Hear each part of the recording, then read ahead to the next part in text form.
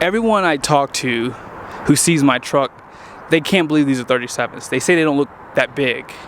But all you have to do is go up to another stock dually truck and you could clearly tell how massive these tires are.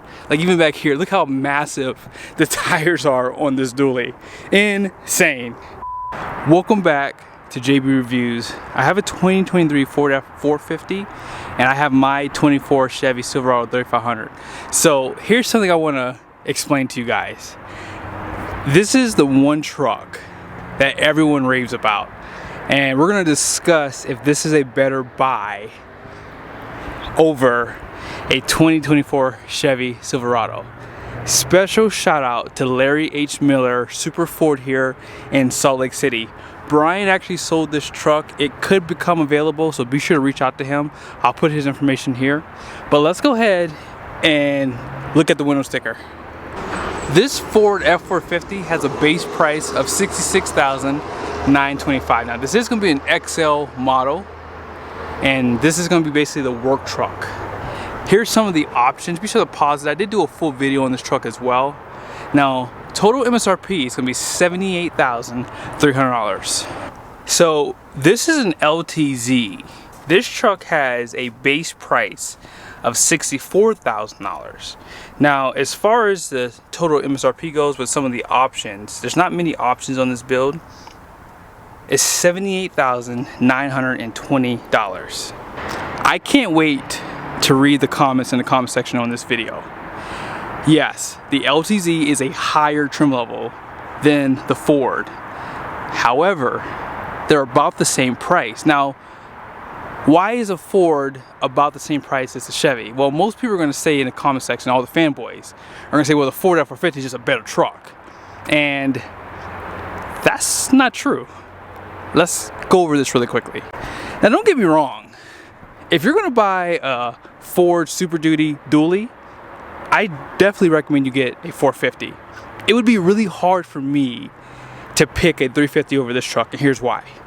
Not only do you have a 19.5-inch wheel, you also get these Continental tires, which are for the highway. So if you tow a lot and often, you can never go wrong with a G-rated tire. These things have 110 PSI rating, 3,900 pounds of capacity. And did I mention that this had a wider front track? So doing a circle in this truck or doing a U-turn is way easier. Oh, by the way, this has 10 lugs. But hold on, for 2024 model year Chevy and GMC trucks, you can now get an available 18-inch wheel on the lower trim levels. Now this does come standard on High Country and Denali trucks, but 18-inch wheel, which gives you a little bit more better tire options, but it does come from the factory with the Michelins, which ride really good. They have great capacity. They don't really match the capacity on these tires, but they do have good capacity for what this truck is capable of towing. Independent front suspension, which I do have a love-hate relationship with, but it has the same rating as this front axle on this truck. Now, believe it or not, the Chevy does take a win here for the engine configuration. For example, this truck does have an available gas engine. So 6.6 liter, and it's gonna have the 10-speed Allison. On this side of the house, you want an F450, you cannot get a gas engine. You have to go back down to a F350. But class leading for the diesel, 500 horsepower, 1,200 pound-feet of torque. That is an option, and it's pretty expensive too. It's almost like, I think it's like $12,495. The base engine is like 90-something hundred bucks, which is about the same price as the Duramax. The Duramax has 470 horsepower, 975 pound-feet of torque. I did do a 0 to 60 test against a 410 axle Ford F350, and my truck beat it. But because this truck has a rear end 430, I think this truck probably would take my Chevy Silverado. And with that being said, you do have a beefed up rear end. I believe this is a Dana axle, and you see those veins on that diff cover? That's going to help with cooling. My truck, and this is a pet peeve I have with GM trucks, is they do not offer anything other than a 342, and that's probably because of the 10-speed transmission. The gears are so deep, first, second, third, and fourth, that they don't really see the need to, do any more lower gearing out back. and I kind of understand that. Problem is, when you run taller tires like I did, well, you almost have the need to re-gear. So I would like to see GM offer lower gearing out back. And with that being said, let's take a look at the interior. So let's start off with Ford. So this truck, as you just saw, is actually surprisingly nicely optioned. And I'm not just saying that because I'm going to show you my truck and show you how much it's going to beat it. But no, seriously. I don't know if you noticed, this truck did have cameras on the mirrors. It had a camera on the front, which means it has 360 camera. So that's something that's really cool about this F450 is you do have great information, like for the center screen. By the way, you do have to insert a key. But I do like the information that they give you. So you guys can see here, they have something called measurements right here. And it shows you this great information right there. Engine coolant, transmission temp, engine oil temp. Shows you some more gauges here, like the boost pressure, engine braking, a few more things on the third page there. And as I said, 360 camera, and you do have a bed camera. Now that's nice. Oh, by the way, you see that right there? They do show you what gear you're in. I love that they do that. For the Chevy, now this being an LTZ, obviously you know it's gonna have a nicer interior, right? But you guys can see, you know, for $78,000, you do get more truck for the money. And not only that, this truck does have a full digital gauge cluster, and you can get this on an LT model too, which is gonna be cheaper than that XL on the side over there. And I do like the 13.4-inch display. You do get split screens. However, I don't have something that shows me what gear I am. Now, I do have a gear limiter, and it will tell me where I can lock my gear in, but it doesn't show me the gear I'm actually in. I also don't have oil temperature readouts. Well, I do have coolant, and I do have oil, but I like to see an actual number like you just saw on the Ford. And something else that's kind of crazy, I don't have 360 camera view or bed camera view. By the way, my rear glass is fixed, so it doesn't have a sliding glass. I do have push button start and dual climate control, heated front seats, but the GM trucks are gonna win 100% on pricing, but there's some other things that do make this truck a little bit better. But you'll have to wait and see what they are, because I still have a few things to beat up on my GM truck. 48-gallon fuel tank, 7.4-gallon DEF tank versus 36-gallon fuel tank, 7-gallon DEF. So DEF's about the same, but even when you get a long bed GM truck, there's no option for a larger fuel tank. I don't know why they did not add that for 2024. I thought that was kind of silly.